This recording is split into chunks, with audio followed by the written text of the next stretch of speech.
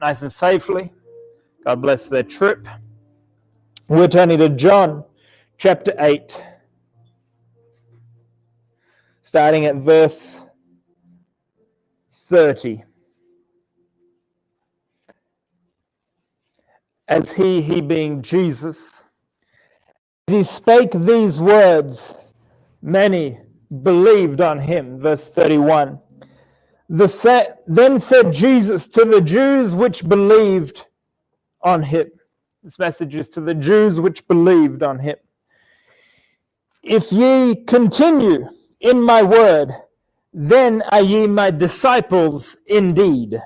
Verse 32. And ye shall know the truth, and the truth shall make you free. They answered him, We be Abraham's seed, and were never in bondage to any man. Praise God. How sayest thou, ye shall be made free? This is probably one of those moments where Jesus did a bit of a face palm. And he says in verse 34, Jesus answered them, Verily, verily, I say unto you, whosoever committeth sin is the servant of sin. And the servant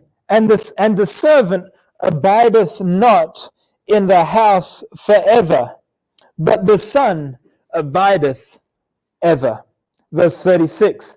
If the Son therefore shall make you free, ye shall be free indeed. I want to preach just for a little bit on this subject. Free indeed. Free indeed. Jesus here is talking with some of the Jews of the time, and many of them believed as they heard the words that Jesus said. Many believed.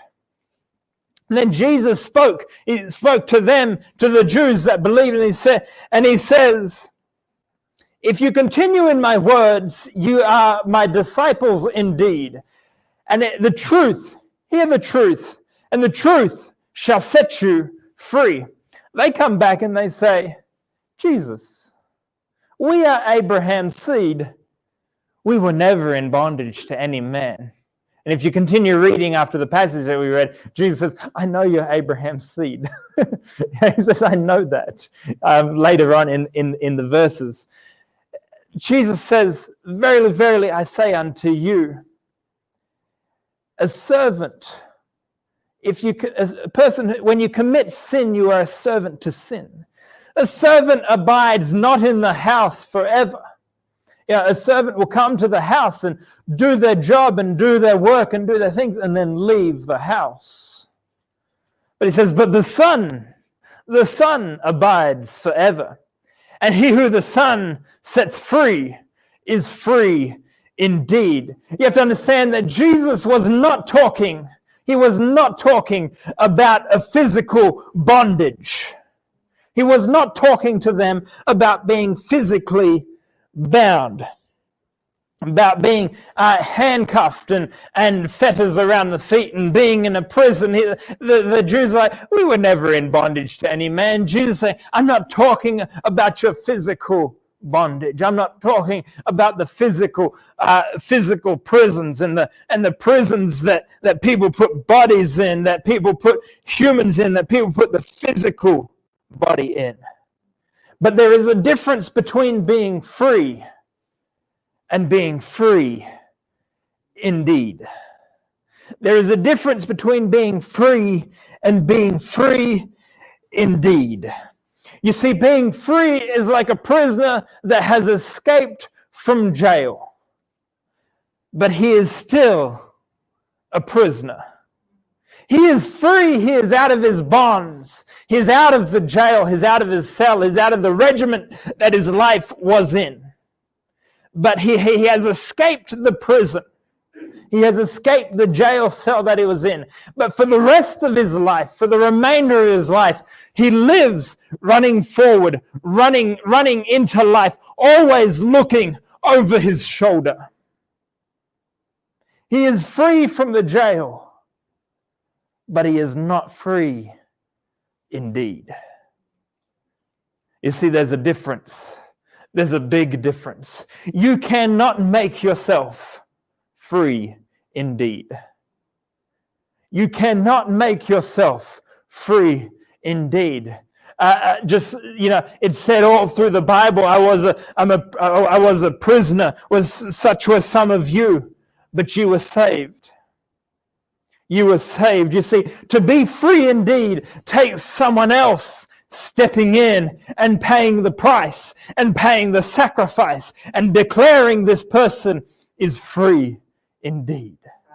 Escaping from jail is one thing. Yes, you're free, but you're living life looking over your shoulder. You're living life afraid that your past will catch up with you. But when a judge proclaims that this person is free, they've served their time, the price has been paid, the bail sentence has been paid, whatever needs to be done has been done, the price has been paid for this person, and they are free, and the judge puts his stamp, his signet on it and says, this person is free. Then the cell door opens wide, the jail doors open, and they walk out of the jail, knowing that the guards that used to hold them bondage, knowing that the things that used to hold them bondage are behind them, but they don't have to worry about that anymore. They don't have to look over their shoulder anymore because they've been set free by the judge, by the person who had the right to set them free. They did not set themselves free. Brothers and sisters, if you commit sin, you're in servitude, you're a servant to that sin. And yes, you can try to escape by your own willpower, by your own stubbornness, by your own determination, and I've tried it before.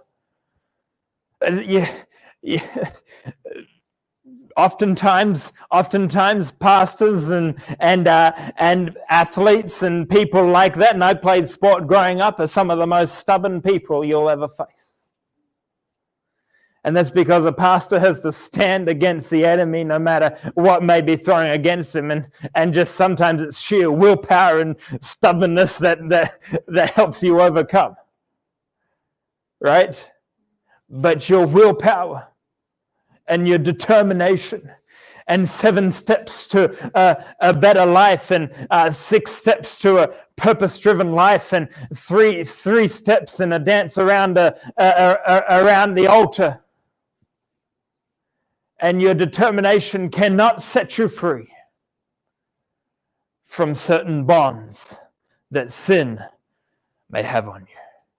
You may get away for a little bit. You may escape for a little bit.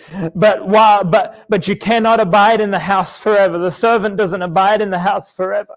And while you escape for a little bit, you'll live your life running, looking over your shoulder, afraid of the sin of your past that may try to catch up with you.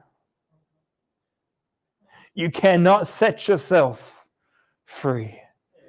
But when the Son sets you free, you are free indeed. And so you can walk out of the bonds of sin. You can walk out of the bonds of the prison cell. You can walk out of these the things, knowing full in truth that the things that used to have you bound, they're behind you, but they can't catch you. Yes, the prison guards are there. Yes, the things that used to hold you captive are there. But they cannot bind you anymore, because there was a price paid. Not for your physical body, not for your physical situation. There was a price paid on the cross for your soul, for your salvation. And sin cannot overcome the blood that was shed on Calvary for you. The guard of the prison who used to stand at your cell every day, he has no power over the stamp of the judge that says you are free. When the judge says you're free, you're free. Walk out of the jail, head held high. You're a free person. no more bonds, no more bounds. You have been made free indeed. But I reiterate, you cannot make yourself free. You cannot do it by yourself. You cannot do it by yourself. We have examples of being physically free, but bound in so many other ways. You see, Jesus wasn't talking about being physically free. He was talking about being bound in other ways, and we're going to touch on 3 of them. This week, we have 2 little Pomeranians, okay? And you can train them, you can teach them to do different things. They're adorable little dogs. I love them. They're crazy, but I love them, right? And they have 2 little houses that we put them in. They're cages. We call them houses, but they're cages, okay? They're 2 little houses that we put them in when they're going a little crazy, okay? And they sleep in there and stuff like that. Interestingly enough, though, you can pop them in there. Pop them in there, give them the treat. They know the routine they lay down. We close the door, and we don't even lock the door. We close the door to their little house, and we don't even lock the door, and we go to sleep or whatever, and they stay in there. They don't even try to push the door open because it's locked, but it's not really. To them, it's locked. You know, they've tried in the past, when we first got them, they tried to push the door open. They tried to push the door open. But now they don't even try. They've been given their treat. They know it's sleep time. And they don't try to push the door open, even though it's not locked. There was a study done on chimpanzees, and they put these group of chimps in this little housing area, and at the middle of the housing area, they put a pole, and at the top of the pole, they put these fresh, ripe, nice, luscious bananas. And one chimp would attempt to climb the pole and grab the bananas, and as he attempted to climb, they would fire a blast from the fire hydrant and knock the chimpanzee off the pole. And then another chimp would try, gotta get the bananas, fire again. And then eventually, they all stopped trying. They're like, well, this is pointless. So they took one out and replaced it with one that hadn't experienced the fire hydrant. And the chimp was like, bananas, let's go. So he takes off towards the bananas, begins to climb the pole, and the researcher gets the fire hydrant and gets ready to pull the trigger. But before he can pull the trigger, the other chimps grab the chimpanzee that's climbing, pull him down, and punish him for trying to climb. And eventually he stops trying. And so they replace another chimp, and they repeat this over and over again until eventually it gets to the place where no chimpanzees have experienced the fire hydrant. And yet all they know, for some reason, for some unknown reason, they're not allowed to touch or get to the bananas. And so none of them has experienced. They put a new one in. He climbs, and they're like, well, we don't know why we're doing this, but here we go. Yank him down and punish him for trying. They're free to get the bananas. The fire hydrant has stopped. The little dogs are free to get out, to push out of the little house. The door is open. They're physically free, but they're bound in so many other ways. They are bound, firstly, mentally. Bound in the mind. Bound with your mind. You're free physically, and Jesus is talking to the Jews who believe. And so this morning I talked to you this morning, church. You can be free physically, but bound mentally, bound in your mind.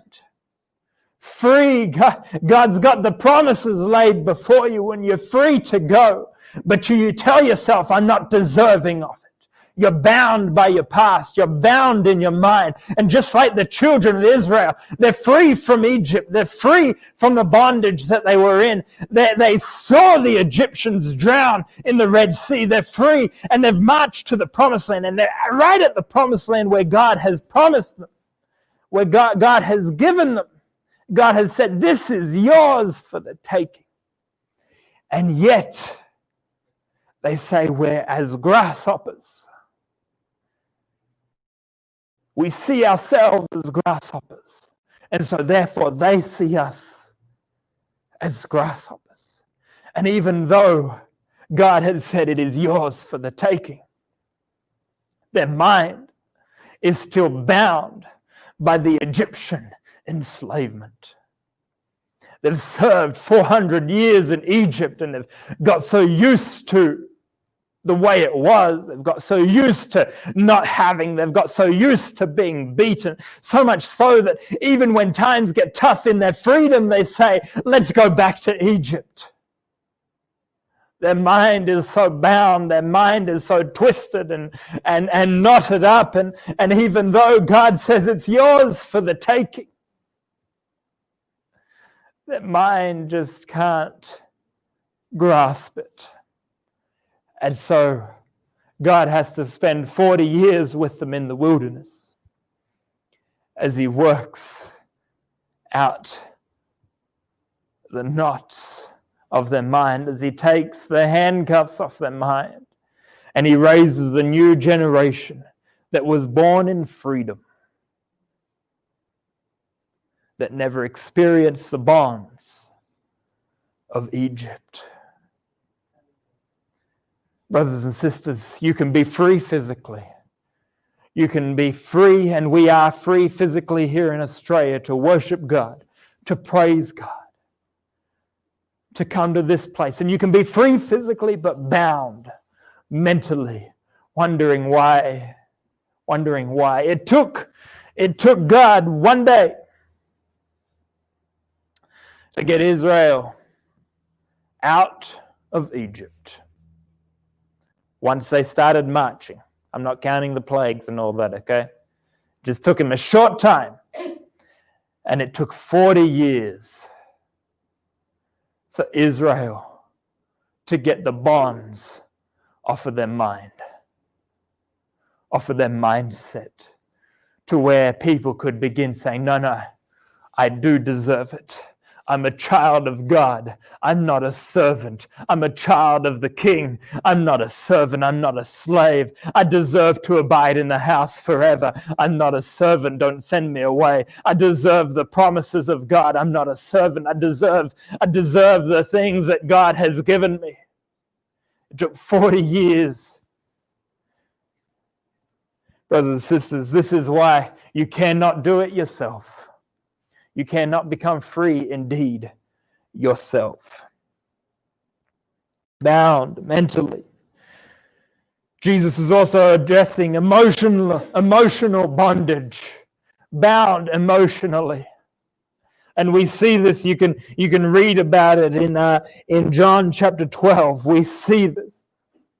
Where Mary comes running to Jesus and breaks her alabaster box and pours out her oil on Jesus' feet and worships him and exalts him and dries his feet with her hair, and it's a symbol of worship, and is worshiping Jesus and is exalting him and lifting him up, and all her emotion is into it, and she's pouring her love on Jesus.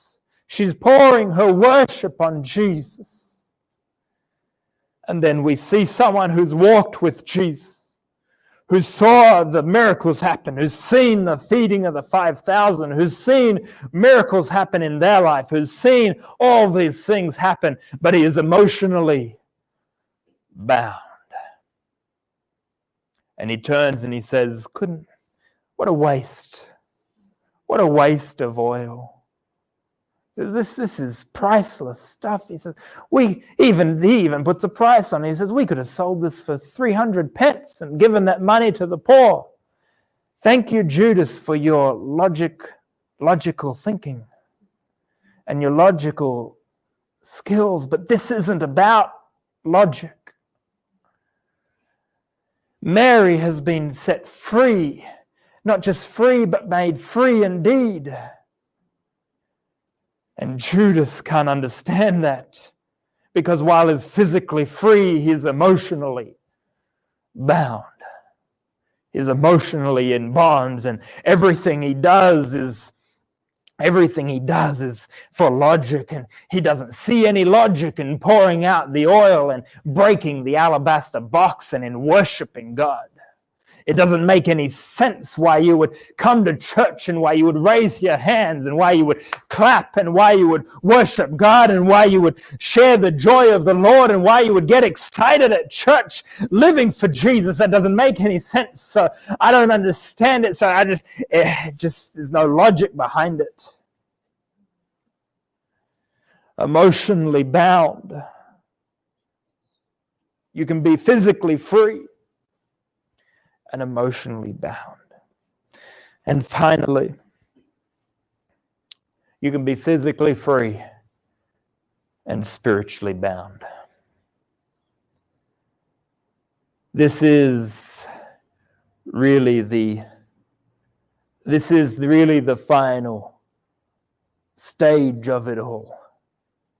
This is really the final stage of it all, and it's when your faith gets handcuffed.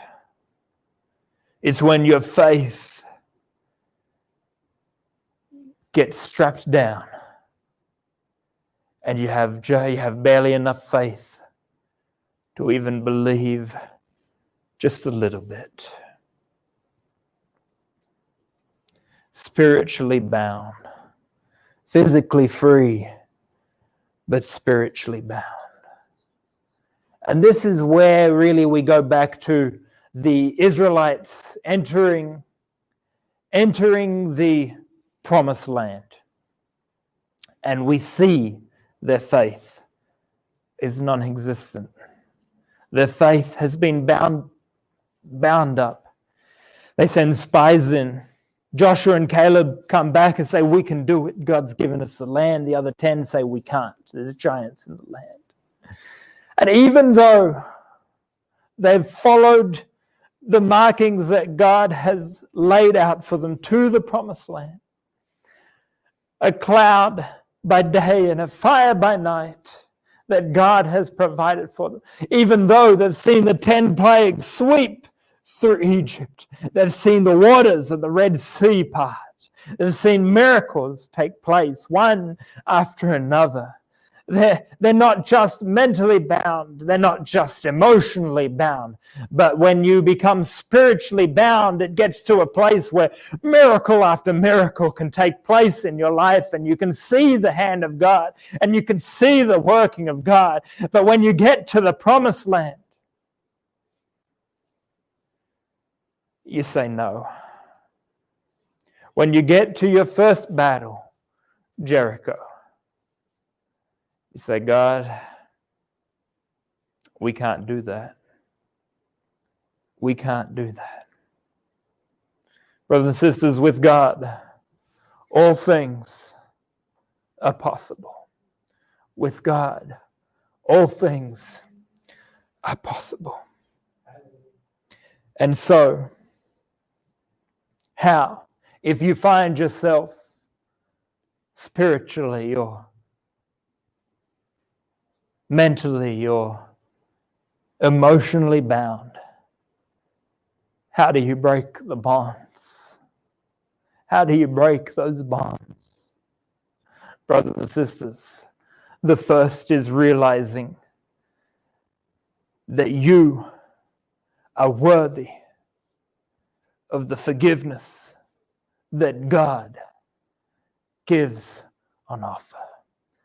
Understand that these bonds and these bounds come from something that has happened in your life. You were not bound. You were not born bound mentally and emotionally. But somewhere in your life, just as the Israelites spent their time in slavery. Somewhere in your life, people said this and they said that.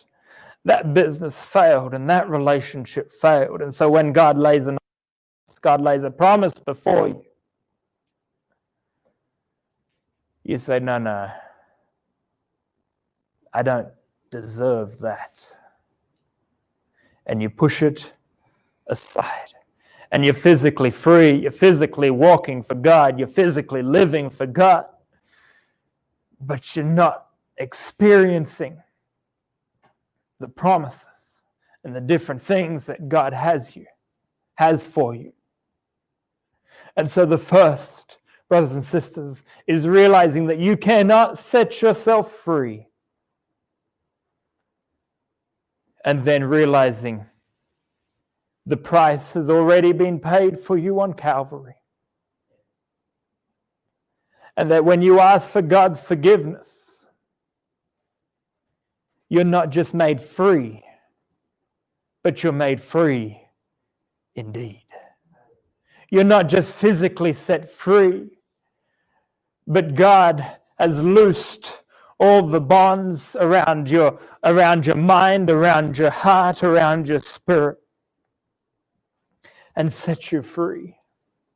You cannot free yourself through all your determination, through all your willpower and your skills and your talents and your desire. You cannot free yourself. Jesus said very clearly, "He who the Son sets free is free indeed." And so, brothers and sisters, yes, if it's been a little while since you've been like Mary and poured out oil before Jesus, and it's been a little while since you've maybe cried as you've prayed before God, as you've worshiped God, been a little while since you've raised your hands or clapped your hands or expressed your worship in a way that is physical and biblical before God, as Mary did. Can I tell you, it's going to feel a little bit strange. It's going to feel a little bit weird. Because here's what you're going to be doing, and I'm going to touch on this. And then I'll close. Can we have some music, please? Here's what's going to be happening as you worship God and as you praise God. And this is delving very much into emotional bonds. This is delving much into emotional bondage, okay? As you worship God and as you praise God, if you've never lifted your hands to God in full surrender, it's going to look a little more like this. Because raising your hands when they're handcuffed is uncomfortable.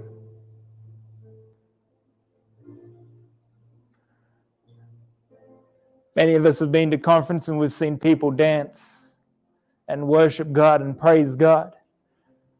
Dancing before God with fetters around the ankles is uncomfortable. But here's what happens as you do it, and as you do it again, and as you do it again. All of a sudden, you can't set yourself free. But all of a sudden, the chains will break. And you'll begin to feel the presence and the power of God like you may have never felt before.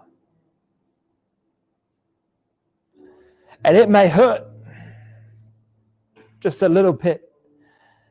There's feelings that you can't explain rush into the heart. See, this was Mary. She didn't care what Jesus was doing.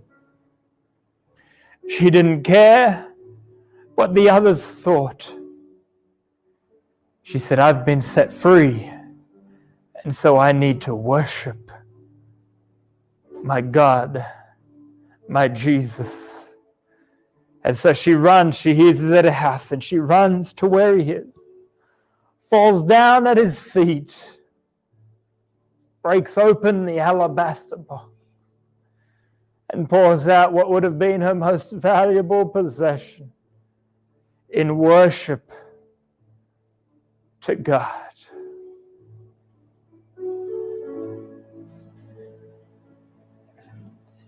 The emotional bonds weren't there.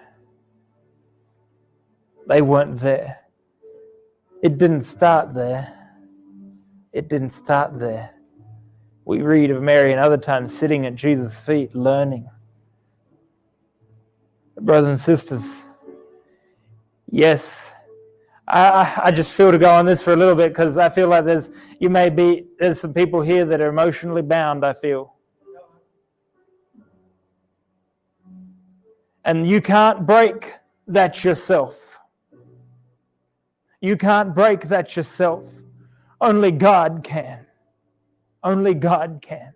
And I urge you this morning, Sister Chelsea's going to sing a song. You don't need to sing or anything. But I urge you to lift whatever bond it may be, mentally, emotionally, or spiritually to God, in full surrender, and break. Allow Him to set you free indeed. Let's stand this morning.